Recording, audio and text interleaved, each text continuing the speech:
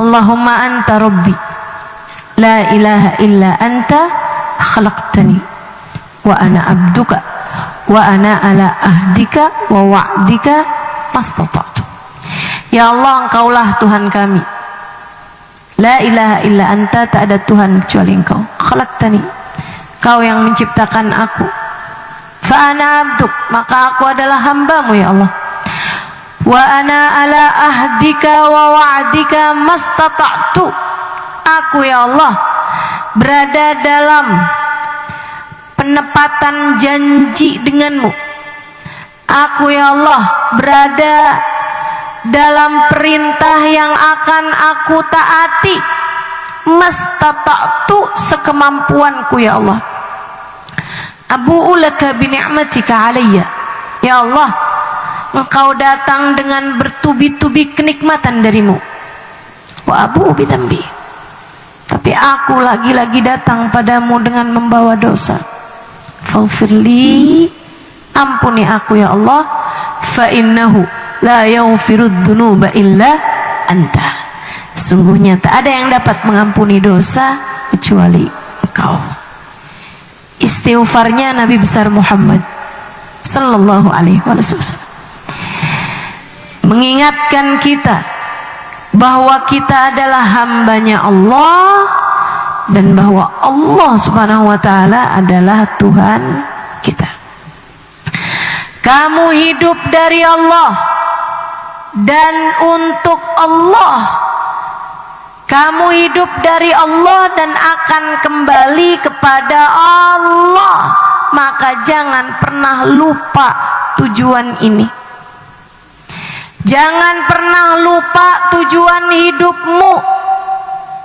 Kamu hidup dari Allah dan untuk Allah. Inna lillahi wa inna ilaihi raji'un. Kita semua milik Allah dan hanya kepada Allah lah kita kembali. Yang selalu kita baca dalam tiap sholat kita, ikrar, sumpah, janji, sebuah ucapan yang menjadi prinsip kehidupan kita. Kita ulang-ulangi tiap 5 waktu sholat kita. Inna sholati wa nusuki wa mahyaya wa mamati lillahi rabbil alamin. Sesungguhnya sholatku ini, bukan hanya sholat ini aja sih, wa nusuki, seluruh ibadahku. Bahkan bukan cuman yang ibadah aja, mahyaya, hidupku semuanya. Aku makan, aku bangun, aku keluar rumah, aku pulang lagi ke rumah, aku nikah, aku punya anak, aku mengurusi suamiku, aku mengurusi anak-anakku, membesarkan mereka. Aku belajar, aku menghafal, aku beli barang, aku pakai baju, aku semuanya nih mahyaya, kehidupan saya. Wa mamati, bahkan mati aku pun. Semua ini dari sholat saya, seluruh ibadah saya, hidup mati saya, lillahi rabbil alamin, hanya untuk engkau ya Allah, Tuhan semesta alam. Dek, kamu hidup buat Allah.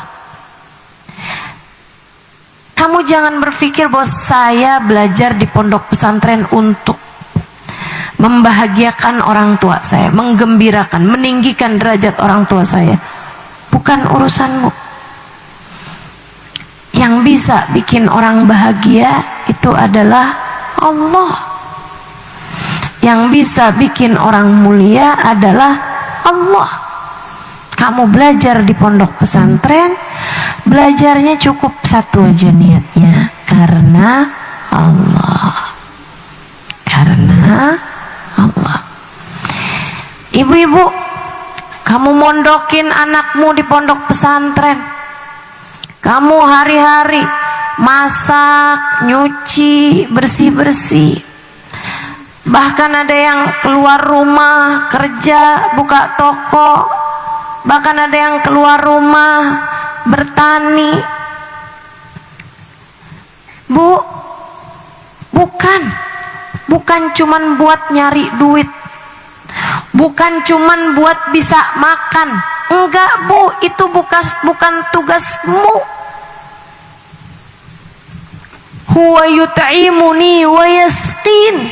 Allah satu yang ngasih makan hamba-hambanya. Allah satu yang ngasih minum hamba-hambanya. Jangan lupa, jangan sok-sokan. Kamu gak bisa ngasih rejeki kepada anak-anakmu, kamu gak bisa ngasih rejeki kepada orang tuamu. Allah satu, huwar razzaq dzul quwwatil matin. Allah lah satu sang pemberi rejeki, dialah satu pemilik kekuatan sejati. A'udzu billahi minasyaitonir rajim.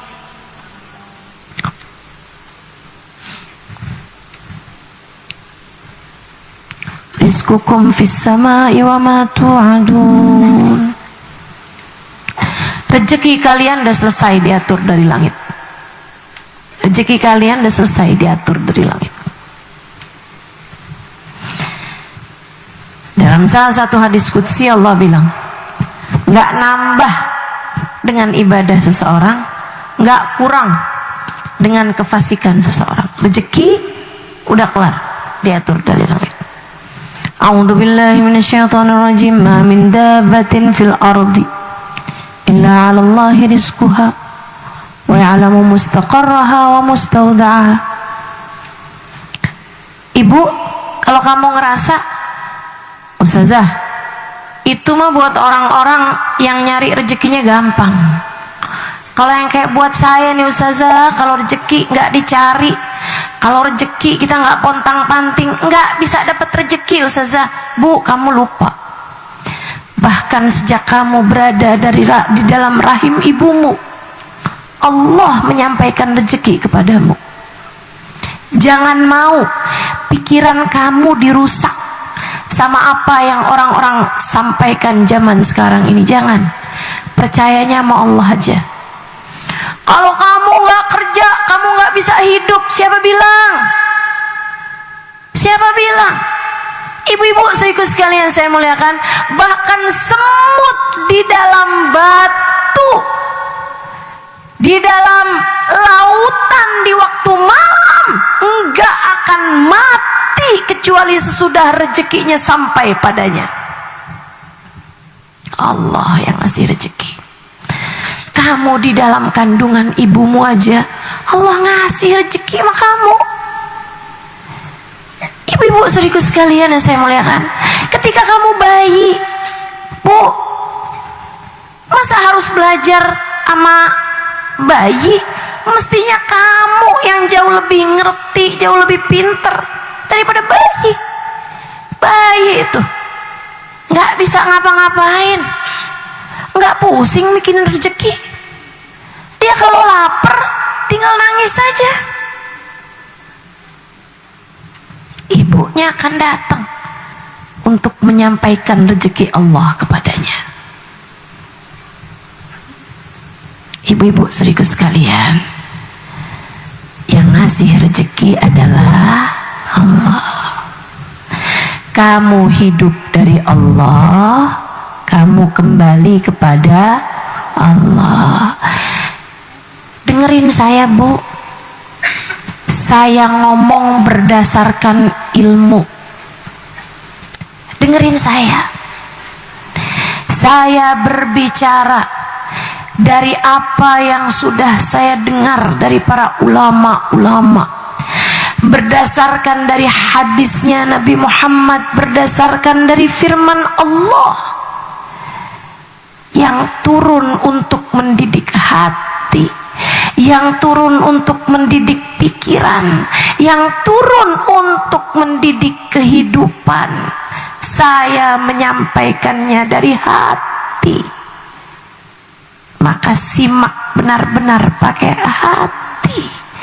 Kamu hidup dari Allah, dan kamu ketika mati hanya akan kembali kepada Allah. Yang gak dibawa mati, jangan bela mati-matian. Yang gak dibawa mati, gak usah sampai segitunya kamu kejar-kejar, gak usah segitunya kamu pertahankan, gak usah segitunya kamu bela mati-matian. Yang gak dibawa mati, jangan kejar mati-matian. Jelas? Dek, jelas? Sampai segala tahajud di waktu malam mintanya dunia melulu. Sampai segala puasa mintanya dunia terus. Sampai semua doa mintanya dunia aja. Duit aja yang kamu minta. Gak malu apa? Ayo, yang bener hidupnya. Hidup kita bukan sebercanda itu. Hidup kita bukan seremeh itu. Kita tercipta dari Allah, dan hanya kepada Allah kita akan kembali.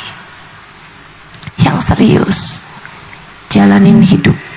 Yang serius jalanin hidup. Masa belajar ngafalin hadis, ngafalin ayat cuman biar nanti saya dapat kerjaan yang bagus, punya duit? Gak gitu deh, gak gitu. Gak gitu. Gak gitu. Ibu-ibu masak ini itu capek-capek sampai bilang kerjaan kenapa sepanjang jalan, gak ada habis-habisnya. Kalau ditanya tujuannya apa, biar suami gak kawin lagi, Ustazah. Ayolah, kamu hidup bukan buat suamimu, kamu hidup bukan buat anakmu, kamu hidup bukan buat orang tuamu, kamu hidup buat Allah Jalla Jalaluhu wa ta'ala ta'zamatuh.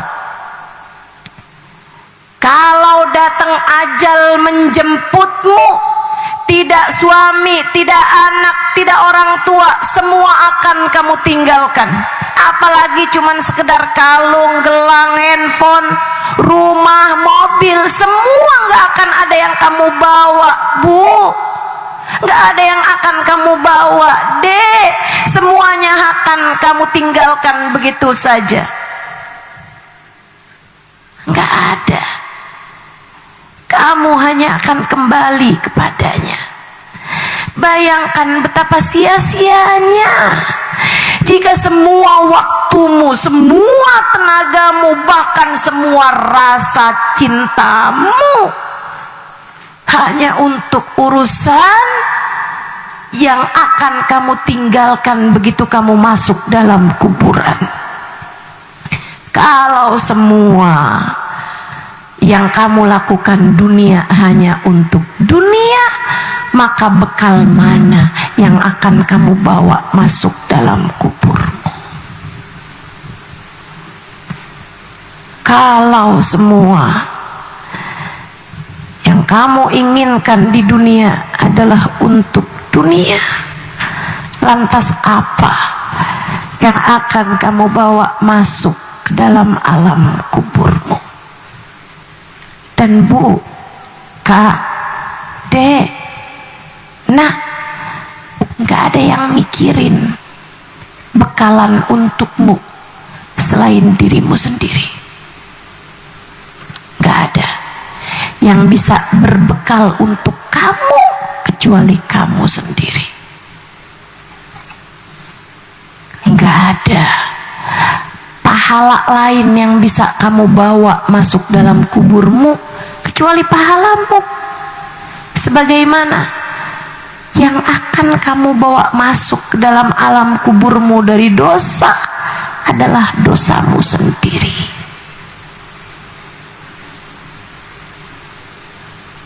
kamu sendirian dihisab. Kamu sendirian yang bakal ditanya sama malaikat. Maka hidupmu lillahi ta'ala, hanya untuk Allah subhanahu wa ta'ala. Carilah keridhoannya, carilah cintanya, carilah kasih sayangnya. Kejar ridha Allah, kejar cinta Allah, kejar kasih sayang Allah. Kamu gak punya kesempatannya selain saat sekarang, saat hidupmu di atas muka bumi ini. Kamu gak bisa, tar dah saya mau tahajud di malam pertama saya masuk dalam kuburan. Gak bisa, gak bisa. Tar saya mau sedekah, tar kapan? Ya kira-kira seminggu pertama lah di dalam kuburan. Bisa begitu? Gak bisa. Semua yang akan kamu bawa dalam kubur, ridha Allah, kasih sayang Allah, kamu persiapkan di masa hidupmu yang entah sisa berapa lagi ini. Maka gak usah segitunya mak jabatan, gak usah segitunya mak uang, gak usah segitunya mak cinta manusia. Kejar yang semestinya dikejar, Allah subhanahu wa ta'ala. Tapi saya kasih tahu nih, rahmatnya Allah itu tinggi. Saya kasih tahu,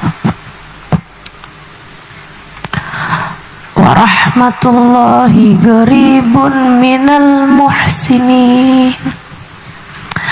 Rahmat Allah itu dekatnya buat hamba-hamba yang baik-baik.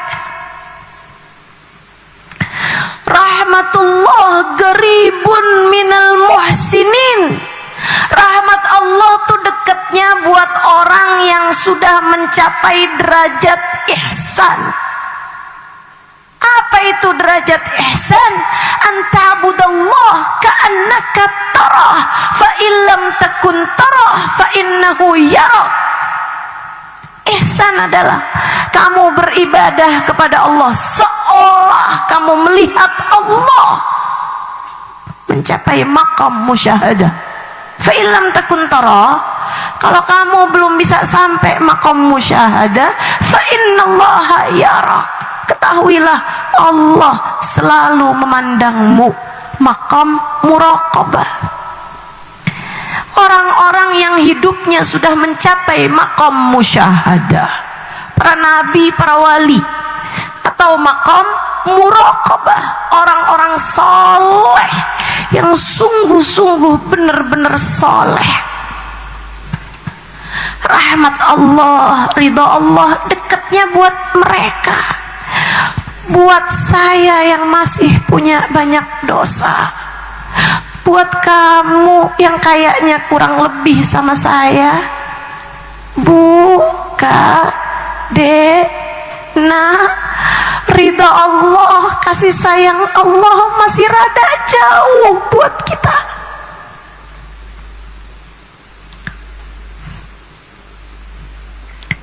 Sedih saya bilang, tapi harus saya sampaikan, sebab ini adalah faktanya.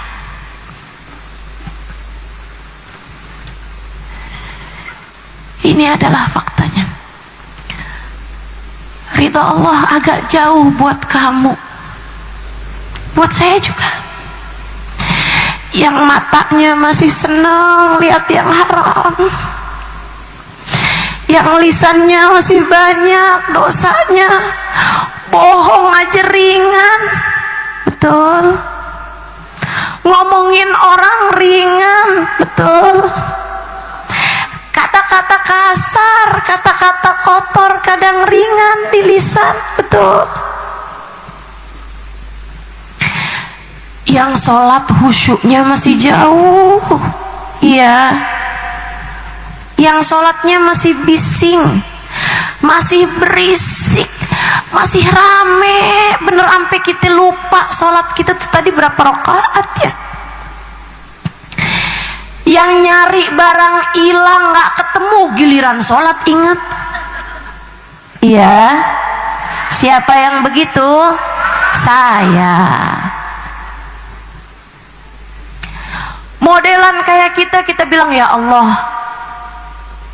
ridhoilah saya. Gimana caranya mau Allah ridho? Kita masih belepotan dengan dosa-dosa. Terus gimana nih? Dengerin ucapan seorang perempuan solehah, guru saya, Hubabah Bahiyah. Ketika satu waktu saya diundang memberikan kajian di kota Salalah, Oman. Beliau baru habis bangun madras, pondok pesantren, bukan majelis taklim buat kaum ibu. Hubabah Bahiyah ini, Bu, seorang waliyah min auliyaillah, salah satu kekasih Allah Subhanahu wa taala. Beliau bahkan gurunya guru saya, gurunya Hubabah Nur. Hubabah Nur suka bilang tentang Hubabah Bahiyah, salah satu dari perempuan paling berpengaruh dalam kehidupan saya, kata beliau. Hubabah Tuna Bahiyah. Hubabah Bahiyah undang saya, Bu, ngasih kajian di majelis taklim beliau yang beliau buka di kota Salalah. Saya baru pulang dari Tarim waktu itu. Bahasa Arab saya juga masih bagus gitu. Kalau sekarang nih saya suka kebata-bata bahasa, walaupun masih lebih bagus lah daripada yang di Majalengka.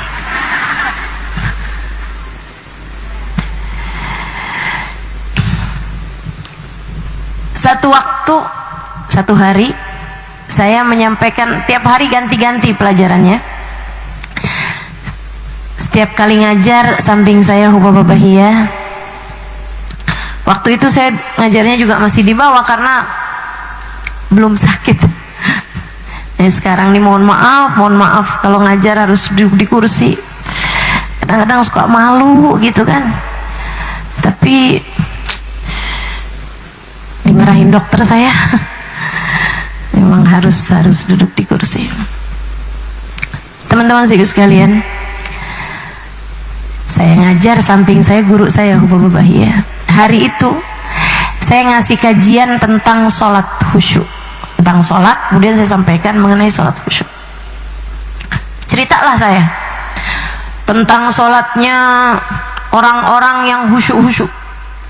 Ada Sayyidina Abu Bakar Sakran yang kalau sholat pernah dioperasi harus minum khamr, zaman itu belum ada bius. Beliau minta dioperasi dalam keadaan sholat saja. Jadi kalau sholat setara dibius, nggak sadar apa-apa, nggak ngerasain apa-apa dari khusyuknya mengerjakan sholat. Saya cerita tentang sholatnya Sayyidina Ali Zainal Abidin ibn Husain bin Fatimah bintun Nabi sallallahu alaihi wasallam, cicitnya Nabi Muhammad sallallahu alaihi wasallam, yang sholat rumahnya kebakaran, hangus. Beliau tidak keluar dari sholatnya karena nggak sadar rumahnya kebakaran.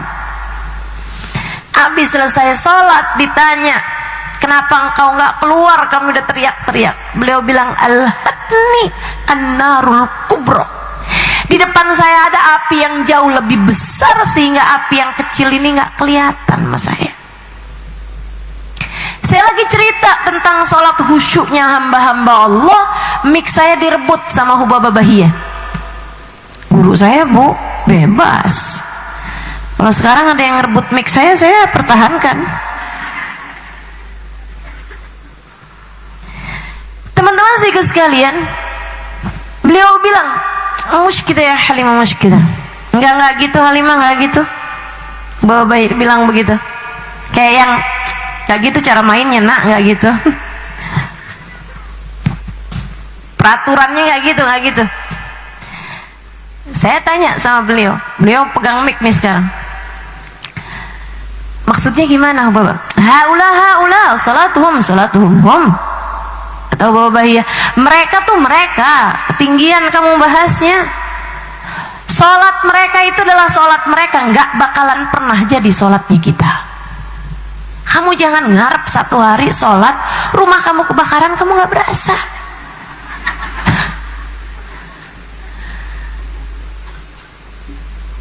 Orang kita kalau lagi sholat ada tamu, tahu siapa yang datang? Tamunya bilang saya datang ke sini mau ngundang. Kita langsung mikir anak dia yang mana yang mau kawin. Udah langsung apal semua, pikiran udah panjang. Bahkan kadang-kadang kita udah panjangan, ntar kondangan pakai baju yang mana. Begitu. Kata Bapak ya haula. Mereka itu adalah mereka Halimah. Salat mereka nggak akan pernah jadi salat kita. Kita nggak bakalan bisa menggapai ridha Allah lewat salat kita. Kita nggak bakalan pantas masuk surga Allah lewat jalur salat. Sholatnya di mana, kitanya di mana?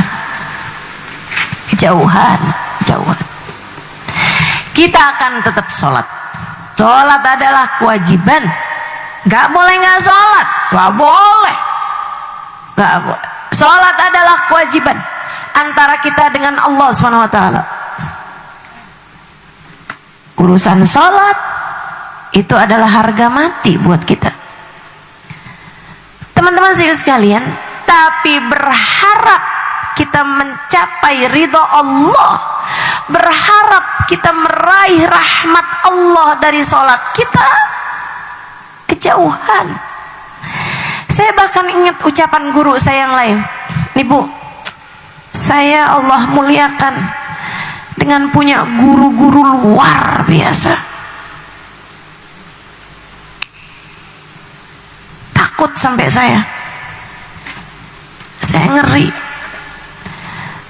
nggak jadi murid yang pantas buat mereka. Guru saya yang lain Sayyidil Habib Zain bin Smith Madinah. Kita doakan semoga Allah SWT sehatkan, panjangkan umurnya. Penulis kitab At-Taqrirat As-Sadidah, penulis kitab Hadis Jibril, penulis banyak kitab sampai di masa sekarang. Seorang yang sudah melahirkan ulama-ulama di berbagai macam negara. Guru saya Bu, Habib Zain bin Smith. Semoga saya diakui sebagai muridnya insyaallah. Habib Zain bilang, salatuna tahtaj ila istighfar. Salat kita ini tingkatannya, meskipun saya rasa bukan salat beliau sih itu, salat kami murid-muridnya, salat kita nih jamaahnya, salat kita nih umat nabinya. Beliau sendiri, saya jadi saksi betapa khusyuknya beliau dalam salat. Beliau bilang, salatuna tahtaj ila istighfar. Salat kita ini pantasnya bukan dapat pahala, tapi dimintain ampun sama Allah. Bener banget. Kita kalau habis selesai salat, itu pantasnya bukan bilang, ya Allah berikanlah pahala atas salat saya. Enggak, saya merasa bahwa saya kalau habis selesai sholat pantasnya bilang, ya Allah ampuni ya Allah, sholat berantakan begini, maafin ya Allah, maafin. Kita kayaknya nggak perlu minta maaf. Kita kayaknya nggak hanya perlu minta maaf dari dosa kita, tapi kita juga kayaknya perlu minta ampun sama Allah atas sholat kita, karena masih begitu berantakan. Ibadah kita masih perlu kita mintakan ampun kepada Allah. Saya kemudian balik bertanya kepada Hubabah, ya Hubabah, Kalau emang kita nih kejauhan mau masuk surga lewat pintu sholat, lewat pintu ibadah, kalau memang kita nih masih kejauhan nyari ridha Allah, rahmatnya Allah, lewat pintu ibadah kita kepadanya, lantas semestinya kita masuk mencari, mengejar ridha Allah lewat pintu yang mana?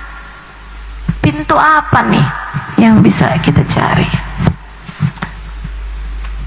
Hubabah Bahiyah senyum, kemudian bilang, ucapan arifah billah, dengerin. Kalau ucapan-ucapan yang lain tuh Bu tuh yang bilang pakai krim ini bikin wajah kamu glowing, cara diet paling tepat, pakai jendela makan. Bu, bisa bener, bisa salah, kan begitu? Ucapan-ucapan orang dunia kamu nggak amalin, kamu nggak praktekin, nggak apa-apa. Bahkan mereka suka berganti-ganti teori kok. Nggak usah sampai segitunya, ibu-ibu sih sekalian. Tapi ucapan yang akan saya sampaikan ini pegang terus, masukkan dalam hati, kunci. Jangan pernah mau keluar lagi dari hatimu.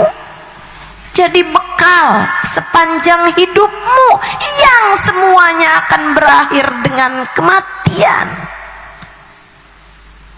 Hubabah Bahiyah lagi ngasih kepada saya teori kehidupan. Simak baik-baik. Beliau mengatakan, ma'ana nabi ya khair nabi. Alhamdulillah kita punya nabi seindah-indah nabi. Wasilatuna ilallah al-habibil muqarrab. Kita punya nabi, jalan kita menuju Allah, wasilah kita kepada Allah, perantara antara kita dengan Allah Subhanahu wa taala. Alhamdulillah kita punya Nabi Muhammad. Saya nggak punya cukup sholat khusyuk untuk saya bawa menuju Allah. Saya nggak punya cukup banyak sedekah untuk saya haturkan kepada Allah. Saya nggak punya cukup ibadah untuk saya hadirkan kepada Allah. Tidak zikir, tidak bacaan Quran, tidak salat sunnah. Saya tidak punya cukup banyak amal saleh untuk saya bawa kepada Allah. Tapi saya punya Nabi Muhammad.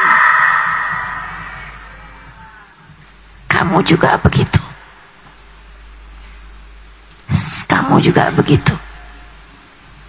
Saya tahu kamu juga begitu. Kamu gak punya cukup amal ibadah untuk kamu bawa kepada Allah. Kamu gak punya cukup banyak zikir Quran. Siapa di antara kita yang tiap malam baca 10 juz Al-Quran? Siapa di antara kita? 1 juz saja enggak kayaknya. Kalau ada juz yang kita lakukan adalah juz mangga, juz alpukat. Ya Allah, ya Allah. Tapi kita punya Nabi Muhammad. Kita punya Nabi Muhammad. Ma'ana nabi ya khair nabi, kata Hubabah Bahiyah. Kita punya nabi seindah-indah nabi. Alhamdulillah. Alhamdulillah. Habib Umar kan bilangnya gitu. Alhamdulillahilladzi hadana bi'abdihil mukhtari man dan alhamdulillah udah menghadiahkan kepada kita Nabi kita Muhammad sallallahu alaihi wasallam. Alhamdulillah kita punya Nabi Muhammad. Wabahiyah melanjutkan, kamu hanya perlu terus-terusan memanggil-manggil namanya. Kamu hanya perlu terus-terusan mengetuk-ngetuk pintunya. Terus aja Halimah ketukin pintu. Dzuki ala babi Rasulillah. Terus ketuk-ketuk pintu Nabi Muhammad sallallahu alaihi wasallam. Nanti nak, kalau kamu sering ngetuknya, kalau kamu terus bersimpu di pintunya, manggil-manggil namanya, mengetuk-ngetuk pintunya, dia akan berbelas kasih padamu. Dibukanya pintunya, dipapahnya kamu, dituntunnya kamu, dibawa menuju Allah. Saat itulah kamu akan selamat. Saat itulah kamu akan dibawa olehnya menuju ridha Allah. Saat itulah Allah akan merahmatimu, Allah akan mencintaimu. Saat itulah kamu akan menjadi salah satu di antara hambanya yang akan berada di dalam surga.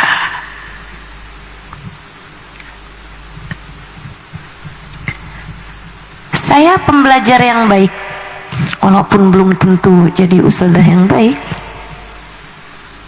Doakan mudah-mudahan pembelajar yang baik, pemberi pelajaran yang baik juga, amin.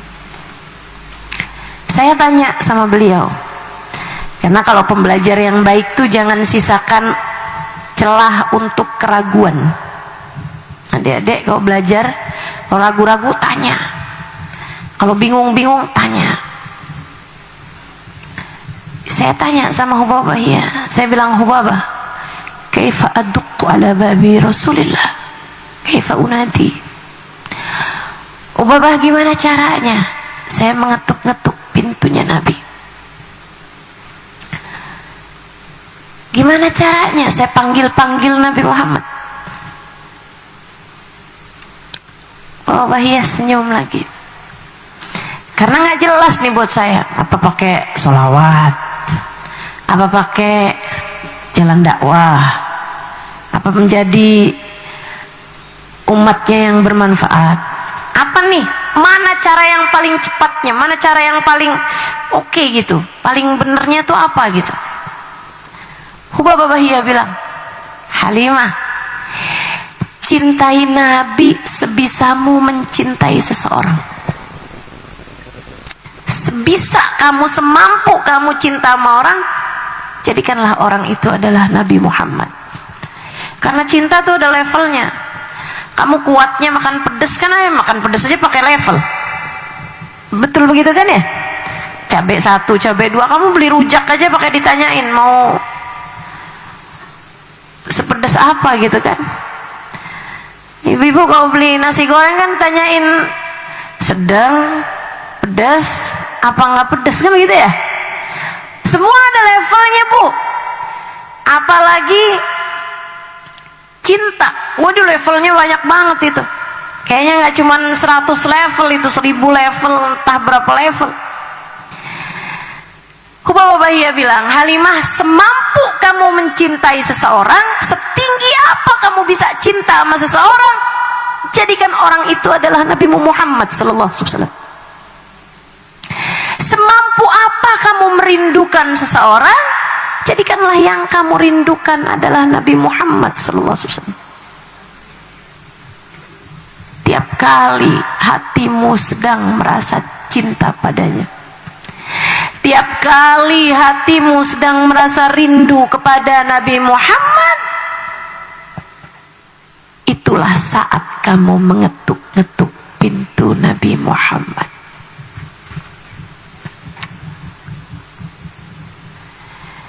Saya jadi mikir, karena saya emang kerjanya tukang mikir.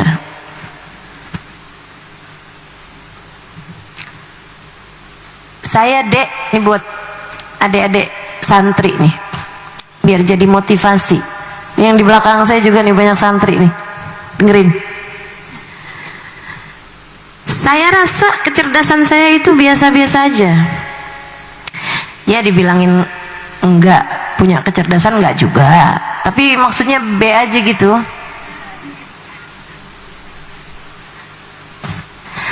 Ini kan adik-adik sekarang kan banyak yang pada pengen biar bisa jadi ustazah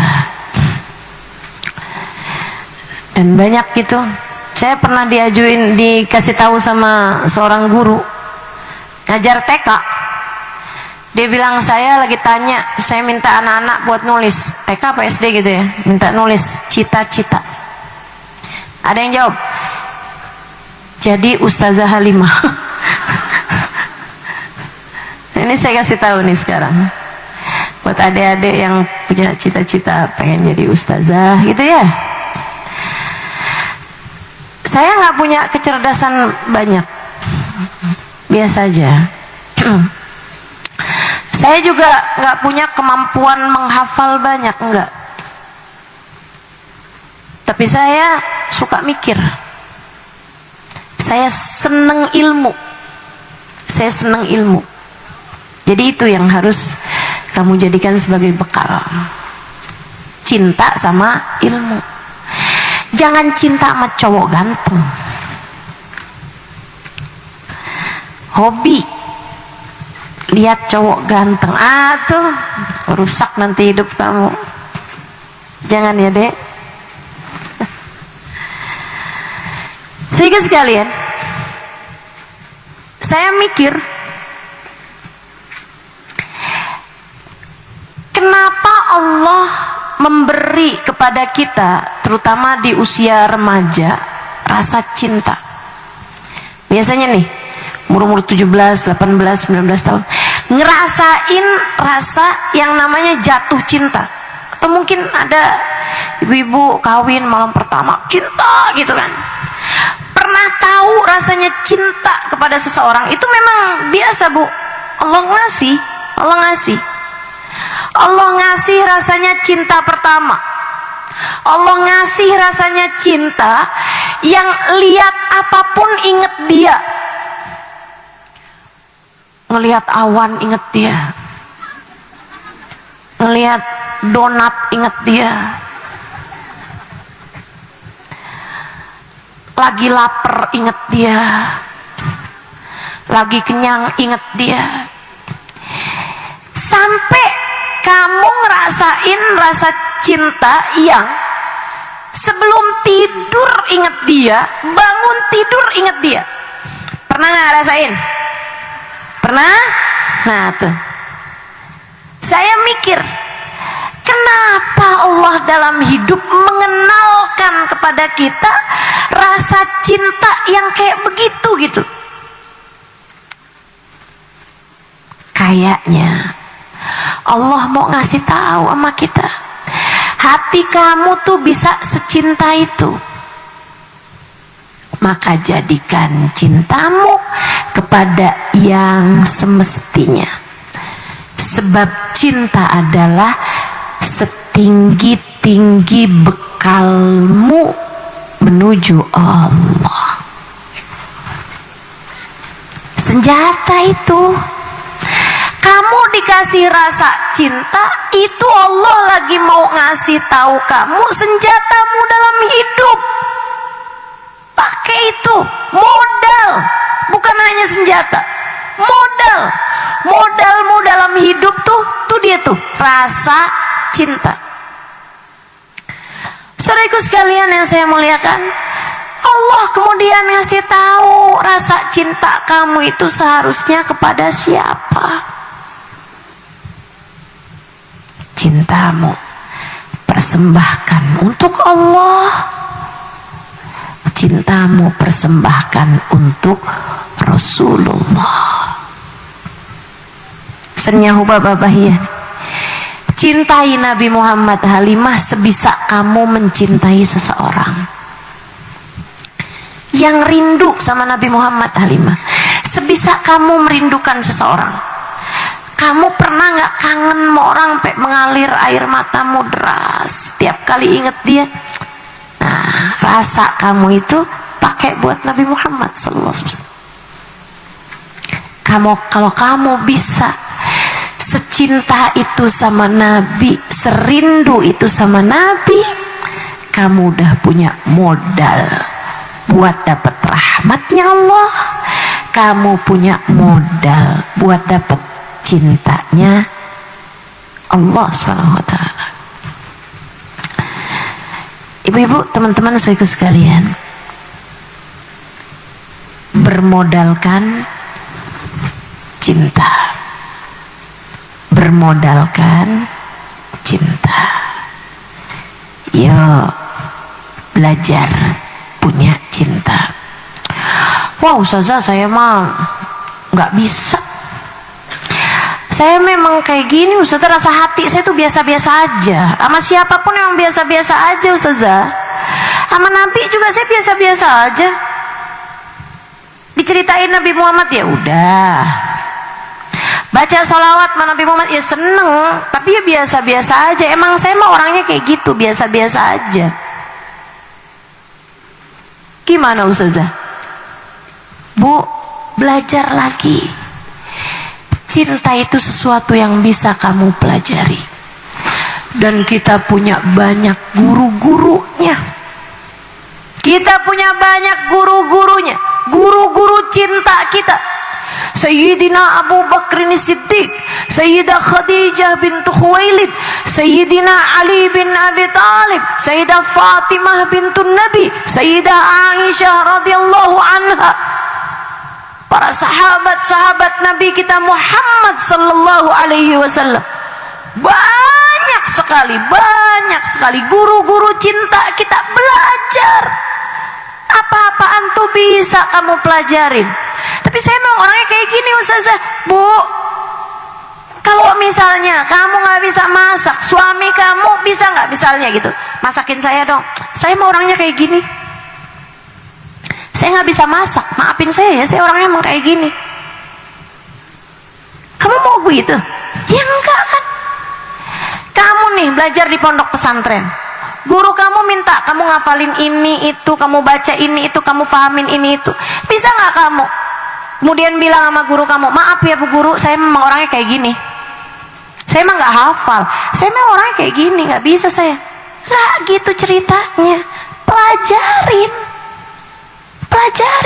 usaha. Cinta itu perlu usaha. Oh, saya cinta kok Ustazah sama Nabi Muhammad. Cinta bukan sekedar kata-kata. Ia adalah tentang rasa hati yang tidak bisa kamu dustai. Silahkan tanya masing-masing. Adakah cinta di hatimu kepada Nabi Muhammad yang membuat kamu ketika mau tidur kamu ingat dia? Adakah cinta di hatimu kepada Nabi Muhammad ketika bangun tidur kamu ingat dia? Adakah cinta di hatimu kepada Nabi Muhammad yang ketika kamu menyebut-nyebut namanya mengalir air mata rindu kepadanya? Adakah cinta di hatimu kepada Nabi Muhammad yang membuat kamu dalam hidup gak bisa kalau disuruh gak inget sama Nabi Muhammad tuh gak bisa.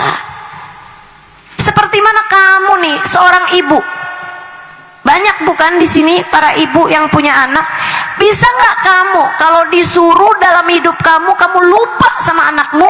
Bisa nggak? Nggak bisa bukan? Kayak gitu loh namanya cinta. Kayak gitu namanya cinta. Nggak bisa kamu nggak inget sama anak kamu. Dalam sehari semalam bisa nggak kamu lupa sama anak kamu? Nggak bisa. Ingat terus, pasti lihat makanan ini ya, kesukaan anak saya nih. Ada kejadian mungkin ingat sama anak kamu, pasti aja. Bahkan yang cintanya gede-gede sama anaknya, lihat makanan kesukaan anak saya nih, mau kamu makan di majelis karena disuguhin. Nggak bisa, saya bawa aja dah, saya bawa pulang. Anak saya seneng banget nih makanan ini. Bukan begitu kamu? Hati kamu bisa secinta itu sama orang. Yang saya mau sampaikan adalah, jadikan yang kamu cintai itu adalah Nabi Muhammad sallallahu alaihi wasallam. Kalau kamu ngerasa belum memilikinya, belajar. Gimana cara belajarnya Ustazah? Saya kan udah nggak mungkin mondok pesantren lagi. Bu, sekarang itu belajar semudah membalik telapak tangan. Handphone kamu tuh rata-rata udah bisa ada YouTube-nya. Betul begitu? Ada TikTok-nya, ada Instagram-nya lah. Bu, yang didengerin jangan lagu dangdut mulu. Yang kamu buka tuh, jangan urusan resep masakan melulu. Yang kamu buka, jangan terus-terusan Shopee melulu. Buat ngeliat kerudung Ustazah cakep tuh. Beli di mana ya? Berapa ya harganya? Ustazah cantik nih pakai warna yang ini. Atau kerudungan teman kamu, apa HP teman kamu? Ya Allah, sampai keranjangnya 99.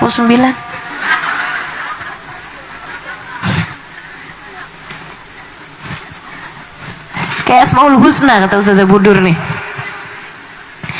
Yang 99 itu biarin Asmaul Husna aja. Jangan keranjang belanjaan.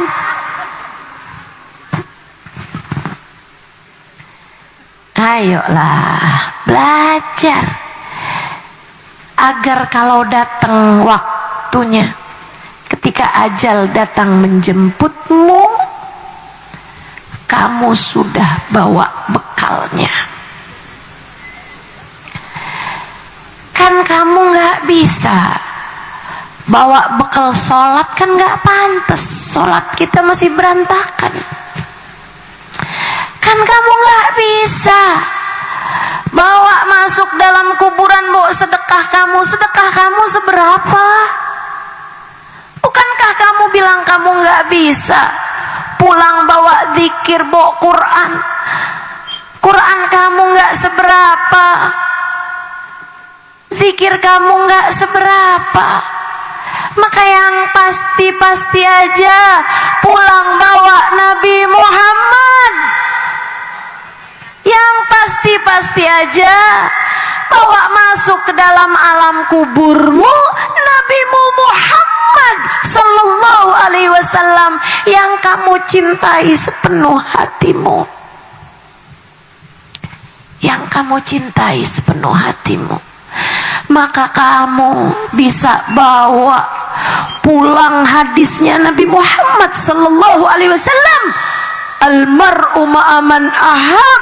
Seseorang di akhirat nanti bakal dikumpulkan dengan yang dia cintai. Bu, saya kasih tahu, yang di akhiratnya udah pasti selamat itu adalah Nabi Muhammad. Yang di akhirat gak bakal dikecewakan oleh Allah adalah Nabi besar Muhammad. Yang di akhiratnya sampai dalam kuburnya nih Bu nih, yang di masa sesudah kematian gak bakalan pernah disusahkan Allah adalah baginda Nabi besar Muhammad. A'udzu billahi minasyaitonir rajim. Yauma la yukhzillahu an-nabi walladzina amanu ma'ahu nuruhum yas'a baina aydihim wa bi aymanihim yaquluna rabbana atmim lana nurana waghfir lana innaka ala kulli syai'in qadir. Rabbana atmim lana nurana waghfir lana innaka ala kulli syai'in qadir. Yauma la yukhzillahu an-nabi walladzina amanu ma'ahu nuruhum yas'a baina aydihim wa bi aymanihim. Kata Allah, di akhirat nanti Allah nggak akan pernah susahkan Nabi Muhammad. Nabi Muhammad aja ya Allah yang nggak akan disusahin. Nabi Muhammad aja ya Allah yang akan diselamatkan, nggak sampai ngerasakan panasnya neraka, nggak sampai susah-susah saat hisab, nggak pernah susah-susah di padang mahsyar. Nabi Muhammad aja ya Allah. Bukan hanya Nabi Muhammad. Walladzina amanu ma'ahu, dan orang-orang beriman yang bersama dengan Nabi Muhammad. Beriman aja tapi di akhirat nggak bersama dengan Nabi Muhammad nggak bisa, nggak cukup. Kata Allah, aku berkehendak menyelamatkan Nabiku Muhammad dan orang-orang beriman yang bersama dengan Nabi Muhammad. Yang bersama dengan Nabi Muhammad tuh gimana caranya? Nabi Muhammad nyampein, anta ma'a man ahbabta, kamu bersama dengan yang kamu cintai. Man ahabbani, kata Nabi, kana ma'i fil jannah. Siapa yang mencintaiku, dia bersama denganku di surga. Maka kalau yang kamu cari adalah ma'iyah bin Nabi, kebersamaan dengan Nabi, jalannya adalah lewat jalan cinta. Sebab yang bersama, yang cinta akan bersama. Karenanya sering saya sampaikan, enggak harus cinta untuk bisa, enggak harus jumpa untuk bisa cinta. Tapi kalau mau bersama, kalau mau jumpa, harus ada cinta. Kamu kepengen barengan sama Nabi Muhammad di akhirat, kamu pengen ketemu sama Nabi Muhammad di akhirat, kamu pengen jumpa dengan Nabi Muhammad di akhirat, dan jumpa Nabi bersama dengan Nabi adalah keselamatan akhirat, maka syaratnya adalah cinta. Kalau kamu belum ngerasa punya, belajar cinta. Gimana Ustazah caranya belajar cinta nih Ustazah? Deketi para pecinta. Belajarlah dari para pecinta. Hadir di majelis-majelis pecinta. Hadiri majelis maulid, hadiri majelisnya para ulama yang memang punya rasa cinta kepada Nabi Muhammad. Dengerin, simak keterangan dari para pecinta-pecinta Nabi Muhammad, biar hati kamu ketularan. Karena cinta itu rasa nggak bisa diberi pengetahuan. Rasa itu bukan ilmu yang basisnya adalah pengetahuan, melainkan rasa adalah ilmu yang basisnya ditularkan. Bu, sama dengan rasa-rasa yang lain, termasuk sakit itu ditularkan, ya kan begitu? Ibu-ibu saudaraku sekalian, bukan berarti ketika kamu dengerin tentang keterangan kemudian kamu jadi flu juga. Ada keterangan tentang penyakit flu adalah begini. Oh, saya gara-gara dengerin nih akhirnya saya jadi ketularan. Gak bisa gitu. Rasa itu, Bu, ditularkan. Kalau kamu deket sama orang kena flu, kamu jadi tertular flu. Demikian pula dengan rasa. Yang dekat sama para pecinta, maka kamu akan kenal rasa cinta. Cintai, deketi para pecinta. Itu sebabnya kenapa kita nih kalau belajar mesti kenalin gurunya. Jangan dengarkan ucapannya, ikuti jalannya, bukan. Akan tetapi cari dulu gurunya, dengerin ucapannya. Cari para pecinta, deketi para ulama, deketi orang-orang yang hatinya cinta kepada Nabi Muhammad, Mereka adalah jalanmu menuju Nabi Muhammad. Yuk, biar nanti kita kalau mati enggak mati kecuali bawa cinta. Sebab orang yang cinta seperti yang tadi saya sampaikan, walladzina amanu ma'ahu nuruhum yas'a baina aydihim wa biaimanihim. Untuk para pecinta, kelak akan diganjar Allah dengan bersama, dengan jumpa dan bersama. Yang bersama dengan Nabi Muhammad, Allah berkata tentang mereka, nuruhum yas'a baina aydihim wa biaimanihim. Ada cahaya di samping kanan mereka, ada cahaya di hadapan mereka. Di saat yang lain sedang ketakutan urusan hisab, di saat yang lain sedang takutan urusan azab, yang bersama dengan Nabi Muhammad malah justru berbangga dengan cahaya di samping kanan dan di hadapan mereka. Bahkan mereka masih juga berdoa, Rabbana atmim lana nurana waghfir lana. Ya Allah, tambahkanlah cahaya untuk di samping kiri dan di belakang kami ya Allah. Tanggung nih ya Allah, cahayanya kurang banyak nih ya Allah, kurang terang kami ya Allah. Yang lain lagi panikan, terhisap gimana, teradab gimana. Mereka malah, ya Allah tanggung nih cahayanya kurang ya Allah. Aksesoris yang mereka pikirin. Keren banget. Yang mereka pikirin adalah estetika. Di akhirat nih kayaknya kurang estetik nih cahaya, depan sama kanan doang nih nanggung. Di saat yang lain, selamat enggak, selamat enggak, selamat enggak, takut setengah mati, kepikiran sama dosa, kepikiran sama nanti gimana nih di saat dihisab, diperhitungkan. Yang bersama dengan Nabi Muhammad memikirkan tentang estetika. Keren banget ya tuh. Ya Allah, tanggung cahayanya kanan doang sama samping sama depan ya Allah. Gimana kalau samping kiri sama belakang juga nih Allah, biar tambah terang kita, biar estetik gitu ya Allah. Rabbana atmim lana nurana waghfir lana innaka ala kulli syai'in qadir. Masya Allah, biar selamat semua kita. Amin. Biar mulia semua kita. Amin.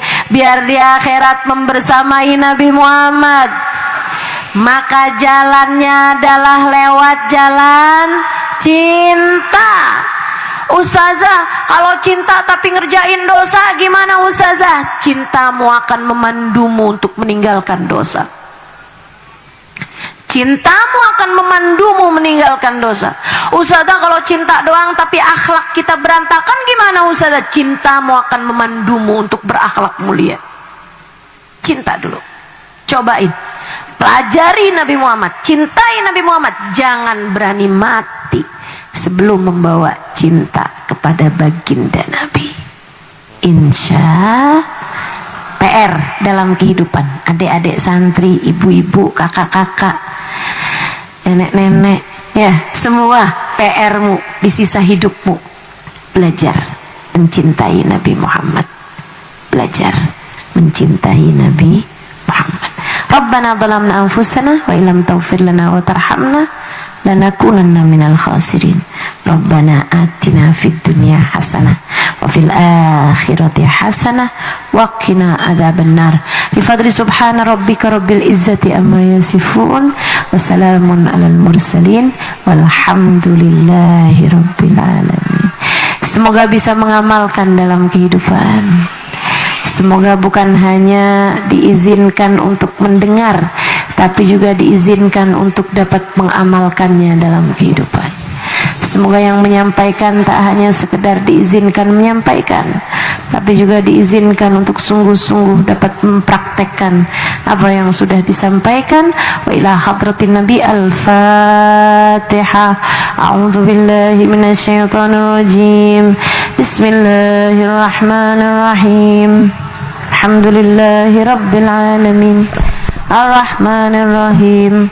مالك يوم الدين إياك نعبد وإياك نستعين اهدنا الصراط المستقيم صراط الذين أنعمت عليهم غير المغضوب عليهم ولا الضالين آمين. اللهم بحق الفاتحة برمة الفاتحة بركة الفاتحة تفتح لنا أبواب الخير تعاملنا معاملة أهل الخير تكفينا من جميع الفتن والمن بؤس وضير إنك ولي كل خير متفضل بكل خير برحمتك يا أرحم الراحمين.